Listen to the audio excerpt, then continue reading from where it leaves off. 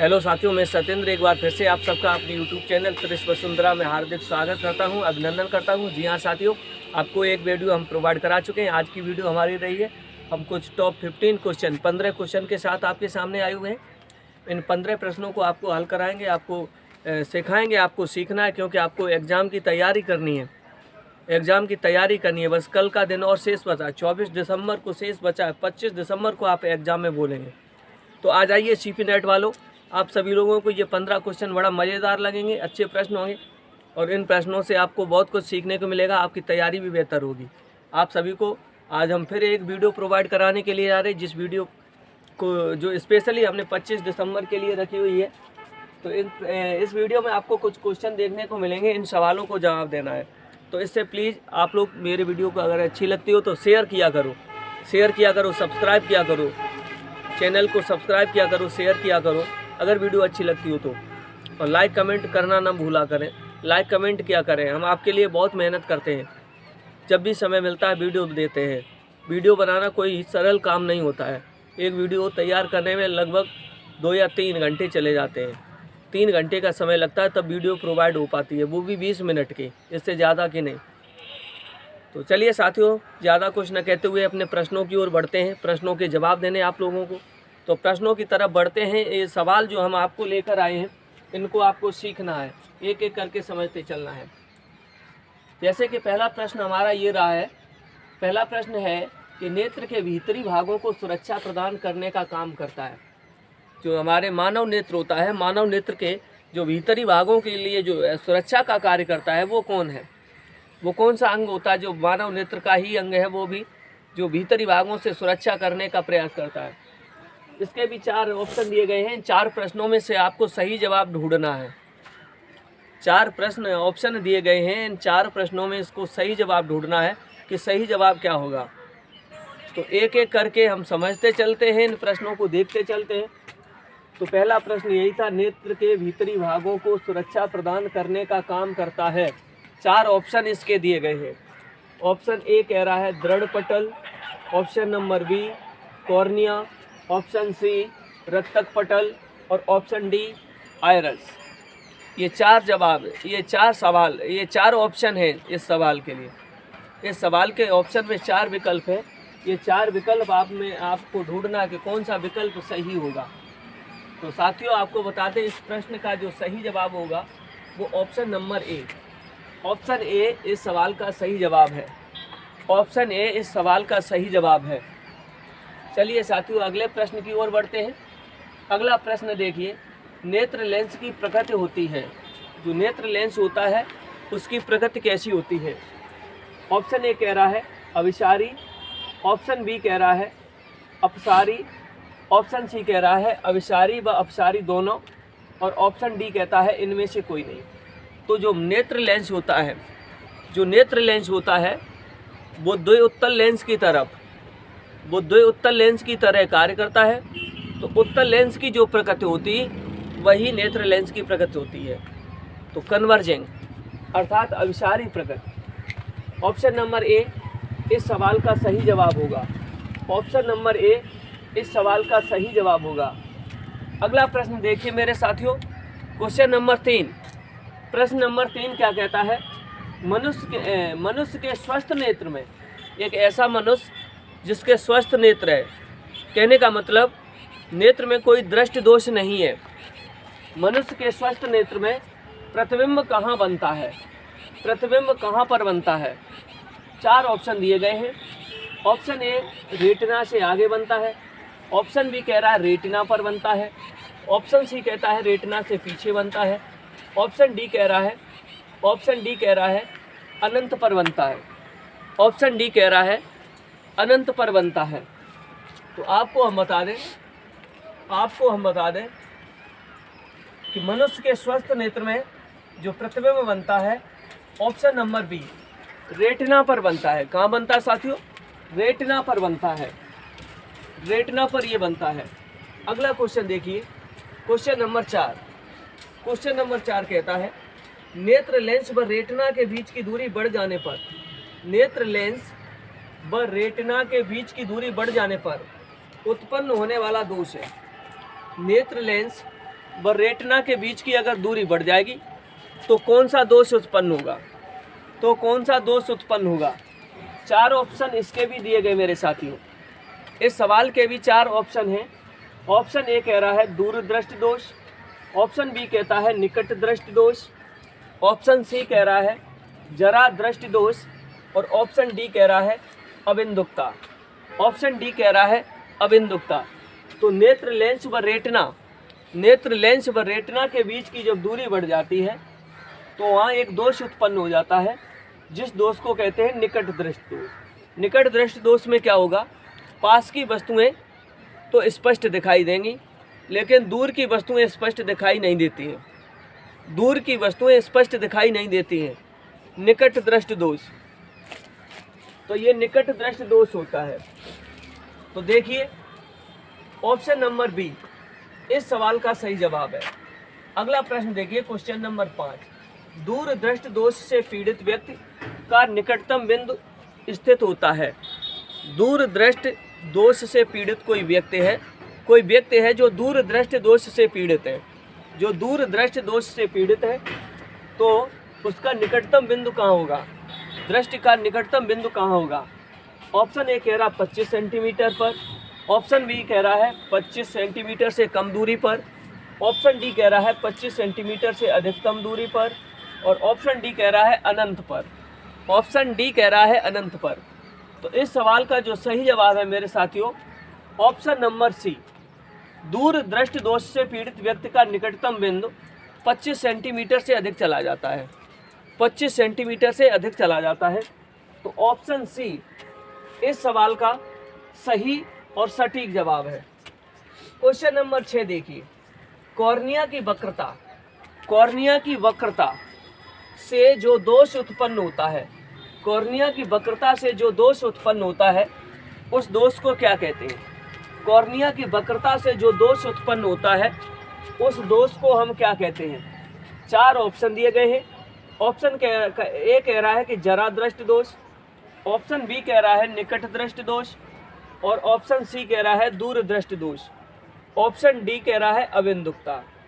तो कॉर्निया की वक्रता से जो दोष उत्पन्न होता है उस दोष को हम कहते हैं अबिंदुकता। Option number D, option D इस सवाल का सही जवाब है। ऑप्शन डी इस सवाल का सही जवाब है। चलिए साथियों अगले प्रश्न की ओर बढ़ते हैं। अगला प्रश्न कह रहा है एक व्यक्ति में +2D क्षमता का चश्मा प्रयोग करता है। एक व्यक्ति है जिसके चश्मे में जो लेंस लगा हुआ है उसकी क्षमता है +2D क्षमता का चश्मा प्रयोग करता है। तो बताइए उसका दृष्टि दोष कितना होगा? कौन सा दृष्टि दोष होगा उसकी आंख में? ऑप्शन ए कह रहा है निकट दृष्टि दोष, ऑप्शन बी कहता है दूर दृष्टि दोष, ऑप्शन सी कहता है जरा दृष्टि दोष, ऑप्शन सी कहता है जरा दृष्टि दोष और ऑप्शन डी कह रहा है अबिंदुकता। ऑप्शन डी कह रहा है अबिंदुकता। तो देखिए साथियों लेंस की क्षमता दे दी गई है P बराबर होती है 1/f। P बराबर होती है 1/f। तो P की वैल्यू कितनी दी गई है और F भी किस में होनी चाहिए? मीटर में। P की वैल्यू 2 दी गई है तो 2 बराबर 1/f। यहाँ से F का मान निकालोगे तो 1/2 मीटर निकल आएगी। 1/2 मीटर का मतलब 50 सेंटीमीटर। तो फोकस दूरी किस में निकल के आई है? प्लस में निकल के आई है। फोकस दूरी प्लस में निकल के आई है। तो समझ लीजिएगा फोकस दूरी प्लस की किसकी होती है? उत्तल लेंस की होती है या अवतल लेंस की होती है? तो आपको बता दें उत्तल लेंस की फोकस दूरी प्लस में होती है। तो उसके चश्मे में कौन सा लेंस होगा? उत्तल लेंस। उत्तल लेंस किस देश का निवारण करता है? उत्तल लेंस दूर दृष्टि दोष का निवारण करता है। उत्तल लेंस दूर दृष्टि दोष का निवारण करता है। तो इसलिए option number B, option B इस सवाल का सही और सटीक जवाब है। ऑप्शन डी इस सवाल का सही और सटीक जवाब है।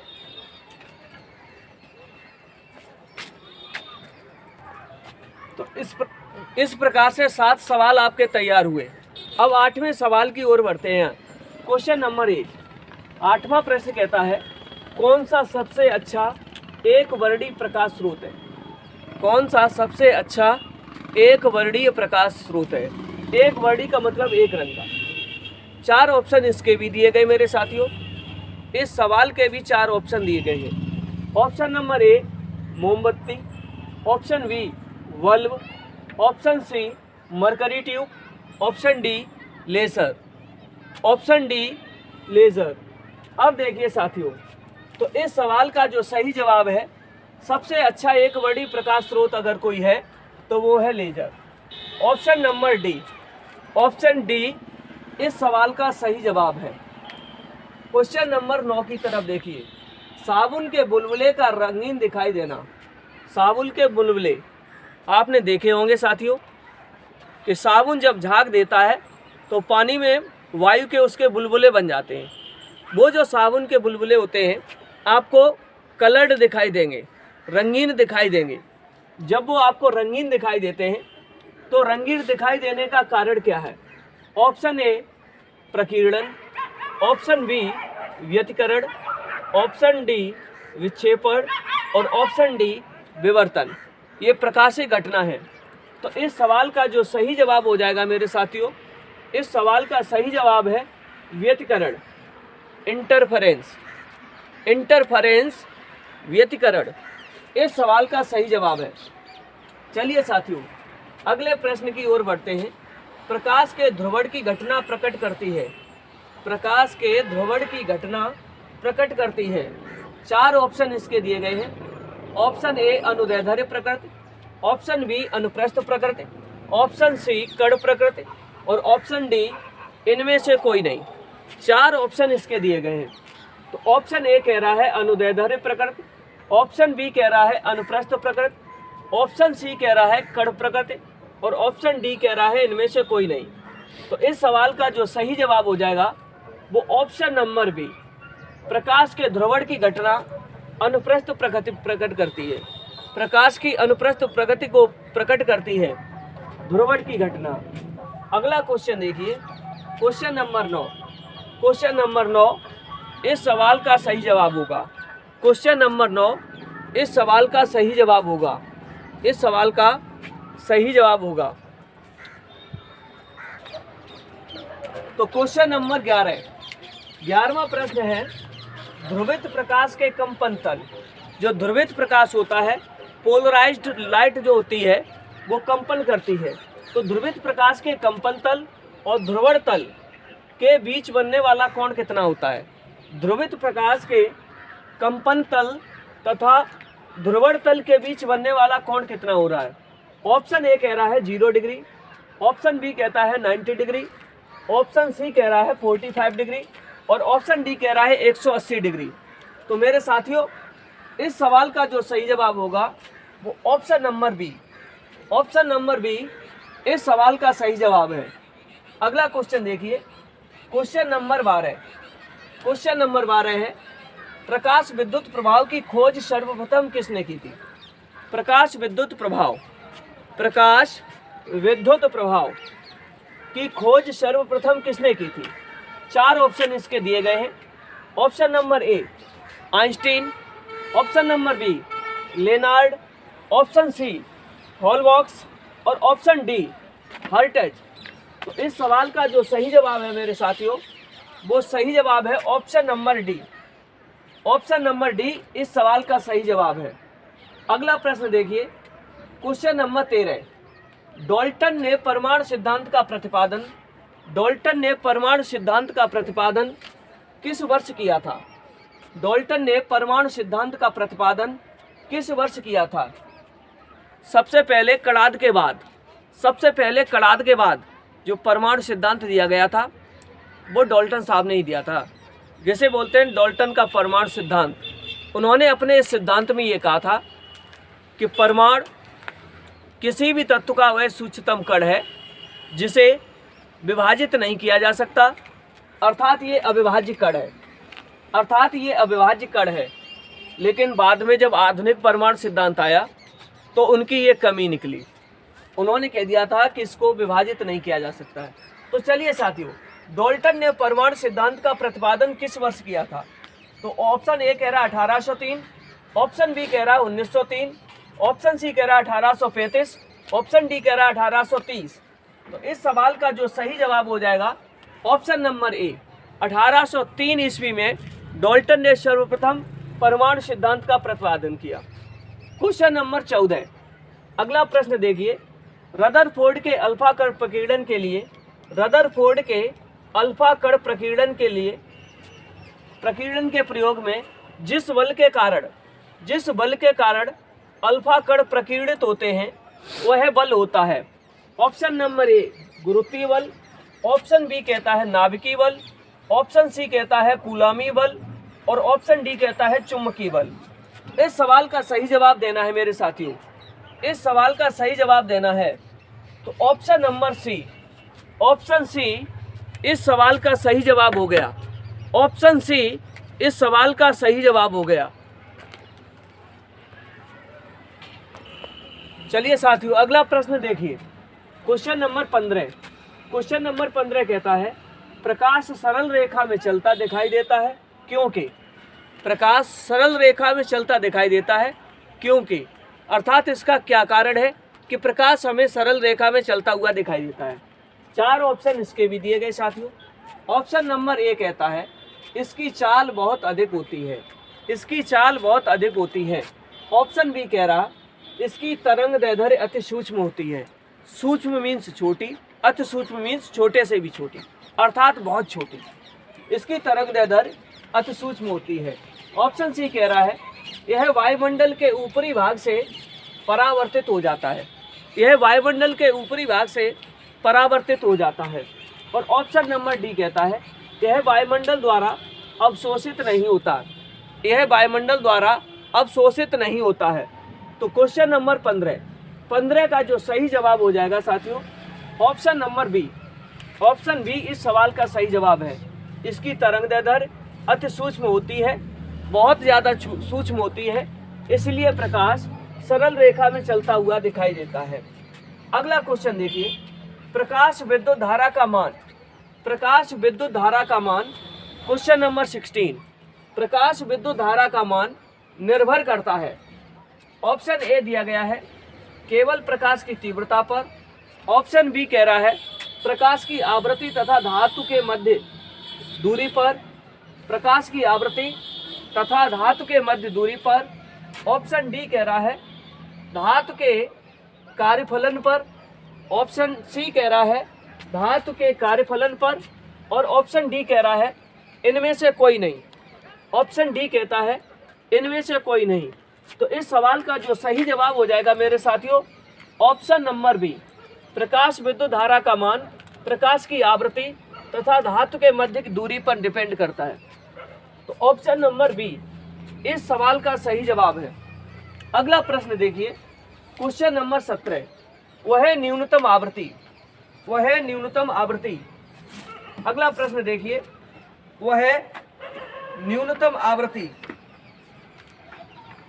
जिससे नीचे कोई प्रकाश विद्युत उत्सर्जन संभव नहीं है, जिससे नीचे कोई प्रकाश विद्युत उत्सर्जन संभव नहीं है, वह आवृत्ति क्या कहलाती है? वह कम से कम आवृत्ति क्या कहलाती है? ऑप्शन ए कह रहा है दृश्य आवृत्ति, ऑप्शन बी कह रहा है देहली आवृत्ति, ऑप्शन सी कहता है पराबैंगनी आवृत्ति और ऑप्शन डी कह रहा है इनमें से कोई नहीं।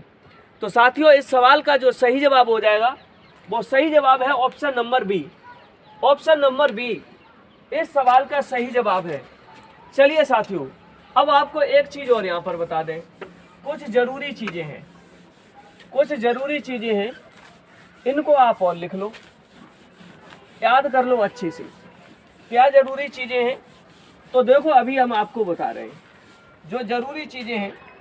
जैसे दोष आया निकट दृष्ट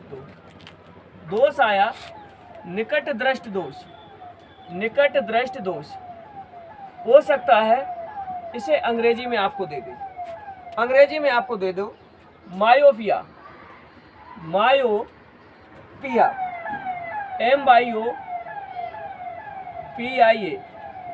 मायोपिया कहा जाता है। निकट दृष्टि दोष की बात की जाए तो मायोपिया भी लिख सकता है, निकट दृष्टि दोष भी लिख सकता है। अगला देखिए, जैसे दूरदृष्टि दोष आता है, दूरदृष्टि दोष, दूरदृष्टि दोष, इसको और क्या लिख सकता है? दूरदृष्टि दोष को लिख सकता है हाइपरमेट्रोपिया, हाइपरमेट्रोपिया, हाइपरमेट्रोपिया भी लिख सकता है। आगे देखिए, जैसे आता है जरा दृष्टि दोष, जरा दृष्टि दोष क्या आता है साथियों? जरा दृष्टि दोष। तो जरा दृष्टि दोष को क्या लिखा हो सकता है? तो जरा दृष्टि दोष को लिखा हो सकता है, जरा दृष्टि दोष को लिखा हो सकता है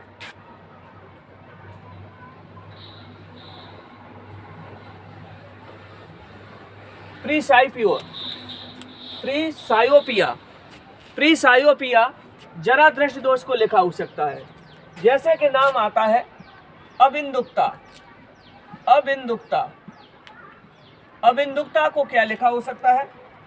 तो एस्टीज, एस्टीज, एस्टीज मेटिज्म, एस्टीज मेटिज्म। तो ये जरा दृष्टि दोष को, तो ये दोषों के नाम हिंदी में भी आ सकते हैं, हो सकता है अंग्रेजी की ही हिंदी बना के रखते। जैसे ये है मायोपिया, तो ऐसे लिख दे मायोपिया, मायोपिया ऐसे लिखकर आ सकता है आपसे। तो इनको भी ध्यान बनाए रखना।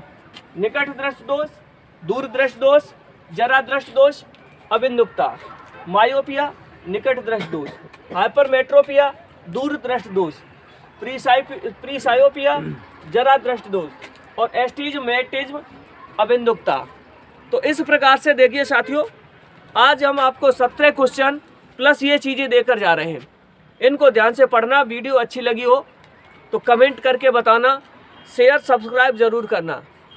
ठीक है साथियों, पढ़ते रहो। बस एक दिन और दूर है, उसके बाद परीक्षाओं में बैठो जाके, तसल्ली में पेपर दीजिएगा, बिना टेंशन के, बिना झिझक के। समझिए साथियों। चलिए तो आज के लिए बस इतना ही, मिलते हैं कल एक और वीडियो लेकर।